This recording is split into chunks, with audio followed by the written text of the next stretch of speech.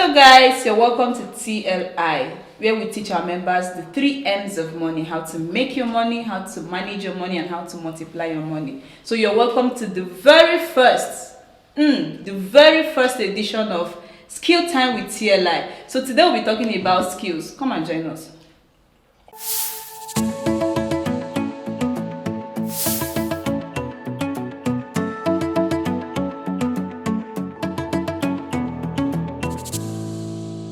Remember to like, share, and wait. Look down. You'll be seeing that red button. Right? Press it.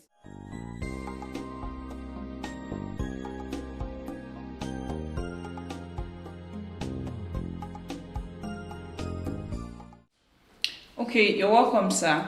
How did you start up your career as a video editor or a cinematographer? Okay, basically, starting was not easy. You understand? Cinematography, basically, first of all, it comes as a passion to you. It's not something, I didn't see it as a kind of a career, first of all, or a means to make money. I first of all saw it as a passion I had. Something you built out of love. Yes, when I was little, I normally watched television, series, and movies, and I always used to wonder, how did they do this? How did the camera get to this person? Next thing is here, I'm not seeing this part. I started wondering how, movies were made. That was the first thing that struck me. So it came as interest, like, you have this kind of interest. Okay. How is movie being done? So that's how it started for me. But then down the line, as I got older, I remember then I was in secondary school, and my mom then asked me, what do you want to read in university? And I was like, everybody naturally will say, I want to be a doctor, I want to be a lawyer and everything. Okay. But they asked me, and I was like, I want to I want to read animation then, because then I liked cartoons very, very much. I was like, I want to read animation, I want to read cinematography. And then the JAM had this booklet then, that you have to go through, look at schools, and look at the schools that do animation and the rest. And I didn't see any school that was doing animation or cinematography then.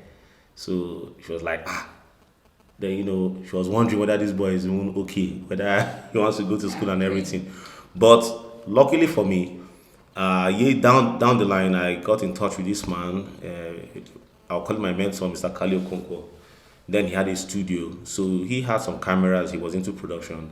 He brought me in, and then he started teaching me some little things about cinematography, camera position, camera angling, camera movements, and then that started piquing my interest. I started understanding how those camera movements, angling, were used by cinematographers to make movies.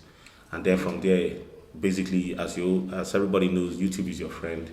You go to YouTube, you also from experience, and then it builds your interest. And so that's how my journey on cinematography began, basically. Okay. All right. Should we call you a cinematographer or a video editor? I like to see myself more as a producer. Okay. So what was the point of interest that would make you choose production as a niche? Basically, I would look at it like most of us that are producers, we have this God complex. Okay. We like to create things from nothing. You understand? And so production is like he oversees everything as regarding a content. So he oversees the editing, the cinematographer, the actors, every part of it. Not necessarily must he be an expert in everything. Okay. But he has the knowledge about everything, sound, scoring, everything. So I think it is that complex of trying to oversee or make sure that something is totally done well.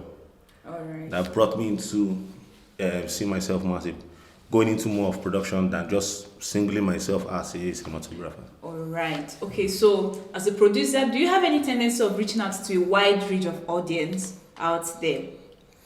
Yeah. More than being just a cinematographer or a video editor? It's actually a very, very kind of like a very dicey question. Okay. Reason why I'll say so is because as a producer, most times it depends on the ideology behind you being a producer. And most producers are people that you will never even know them. You would never know that this guy is a producer because you would only hear his name, but you never see his face. So how then do you reach out to your targeted audience? Now is by your kind of production, the kind of production you do. Right. I'll give you an example now. Someone like Dick Wolf. Dick Wolf is a producer. He's the one that produced the whole series of Chicago PD, Chicago Fire, Chicago Med, and also SVU. Now, you would always know a Dick Wolf production by his love for law enforcement, structure. Just like Michael Bay, if you watch his movies, you will notice that he has some certain characteristics that go with his movie. Even a producer like Zack Snyder, who is the person that produced Justice League, oversaw Justice League, Man of Steel, Dawn of Justice. You will find out that there is a certain way he tells his story. Now, when you see those stories being told, you will know, okay, this is a Michael Bay movie, this is a Zack Snyder movie, this is a Dick Wolf production. You understand? It's by how their story is being told and how they produce. There's a technique. It's like their signature. It's like they write on their production. So once you see it, you know, you have a feel that so it's actually the popularity you do get when you see this production. Not that necessarily you see the producer, but like John Woo, you know, he was known with the slow motion, those flying, and I think Glock 45 then. Okay, so if I may ask, can you give us a name of any movie you've produced? Yes, I've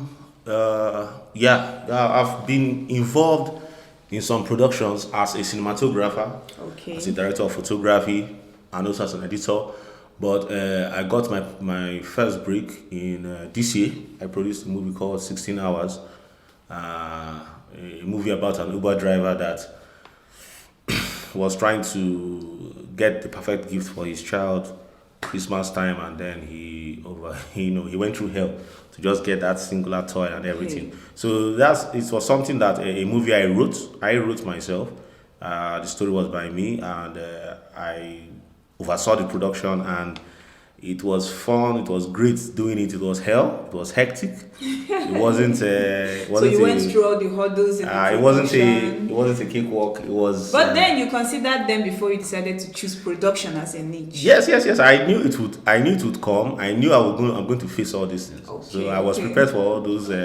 Obviously, you look like you prepared for it. Yes, definitely. Okay, what platform do you use in publicizing your product? Like, what platform do you use to tell people, okay, this is what I do, this is where you can get what I do? Okay, for now, we go through the normal YouTubers that YouTube channels is where we actually put movies these days, because they are more accepting to take our movies without so much bottlenecks, and I use First Nolly on YouTube to promote this movie. So looking at you now, I can see that you've chopped money. Okay, you've actually touched money. So if I may ask, how did you make money in this niche? Like, how did you make money in production? Because from me looking at you, I can smell the money. Basically, we do that through YouTube views. The views we get from YouTube. When the profit comes, we share with the YouTuber. We also sell to TV stations, that's paid TV stations like African Magic and the rest of them. We sell to them. Sometimes they buy outright contract, so they buy it outrightly, and you don't have rights to the movie again. Or sometimes they could be partial, just maybe for a certain year. They buy it exclusively, so just for that year they have exclusive rights. After that, you can take it on that platform. So those are some of the ways in which we make money. And then maybe deals with cinema houses. You know, you could have a deal with a cinema house. So as they are showing a movie in a cinema house, you share from the profits that comes in. So basically, this is how I'll put it, how I make money. Okay, so do you basically produce for just yourself, or you can produce for others? I produce for not just myself. I can produce for anybody. So you can still make money producing for others. Yeah. On that side, the person is paying for me to produce. Yeah. I understand. Yes. I understand. Okay, so I would not even need to ask you the challenges you faced because I can hear you say earlier that getting your movie out there is one of the challenges. So can you help us list some of the challenges you faced in the production industry? The challenges in production, basically, it's much. Some months ago, about a year plus ago, I think so, I wrote a proposal to the Federal Ministry of Youth and Sports on Nigerian Youth Film Festival, and it was supposed to help young producers. It was supposed to help young producers in the sense that the federal ministry comes in, able to get those equipments because they're very expensive. Imagine, basically, if you want to shoot a movie, you're looking at a black magic camera or a red epic or a red dragon. These cameras are not easy to come by. They're over 3 to 5 million naira with that's lenses and other equipment. So now we are looking at, okay, if the federal ministry can be able to have these equipment and then also help to endorse movies that are produced by producers that speaks good about the Nigerian society. So the ministry helps them with to rent this equipment or lease on this equipment, endorse the movie, and also help them to navigate the market to getting that movie distributed like through Netflix, so it can be able to encourage them, because the truth is that equipment is key in movie production and they're very expensive to get. Actors are very, very expensive. Very good actors.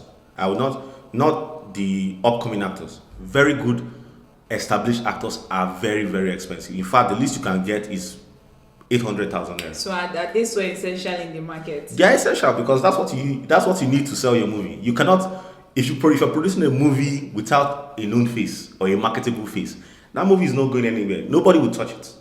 So you first of all have to have a known face, a marketable face, and then you take your movie out. If you don't have that, what am I here for? People should come and using my face, please. Yes, so I'm known. Don't worry, when you they will know your face. Okay. So those are challenges we face. That's the equipment, expenses to actors, locations, but the biggest of all is distribution. If I know I have distribution on a movie I'm going to make, I can easily walk into the bank and take a loan. But because I don't know, I can't beat my chest and say, oh, this movie is going to sell it, that somebody is going to distribute it for me. It's what scares me people from taking loan from the bank. And also, most banks are not interested in helping the creative industry. It's very difficult. You can go to any bank and ask them, I'm a movie producer, I want to take a loan on this and that. They will outrightly tell you no. They will rather give money to someone that has a kiosk and goods inside because the creative thing is fluid, it's in your head. People that are in the creative, they're like mad people. There's a method to the madness. So you do not see it, they know it. It's like, I know what I want to produce, you can't see it and everything, but I'm believing it's going to be good. So because they can't quantify that madness in your head, quote unquote, nobody can guarantee giving you that money. It's understandable, but at least we believe that some institutions should be able to take this kind of leap of faith on creatives like us. Okay, are you a producer? Are you facing the same challenges that he just mentioned? Leave a comment in the comment section below. Let us know your experiences too. After all you said, I think I'm beginning to pick interest. So I'll start from learning from our studio. Yes, sir. Okay, so what advice would you give people like me? Will you give to people like me, people who want to go into either being a cinematographer, a video editor, or a producer? What advice would you give them? First of all, I would say the passion first. It's a long road, it's a long, tedious road. If you don't have the passion, if you don't have the love for production or cinematography or editing, then you may not be able to do it. Then you have to also be very patient. You should be able to be willing to sit down in one place for a very long time, listen to something over and over again, take criticism. People would always tell you, you could have done this better. You should be able to take it. In as much as, yes, you know what you have put in, but you should be able to take those criticisms and then also work towards it, make it better. These criticisms, they can make us better. You understand? It's not for constructive criticism, basically. They're not there to destroy or demoralize us. Okay. It's there to make us better. So you should be able to take that. The passion has to be there. And I would say these days, people say smart work, hard work. Fine. you should be able to combine the both, smart work and hard work, in the sense that just don't discard hard work and say I'm going to work in smart. No. Now you combine hard work with smart work in this industry.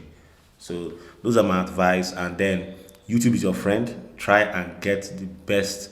Try to be up to date with the latest styles of production, the latest styles of editing, the latest styles of shooting, basically. Always try to update yourself, get the right softwares, familiarize yourself with those softwares and also cameras. I'm your student, number one student. You'll see me in class. Thank you. All right, this brings us to the end of this interview. If you want to be any of this, stick to the advice. Don't forget to like, share, and subscribe to our channel. Thank you.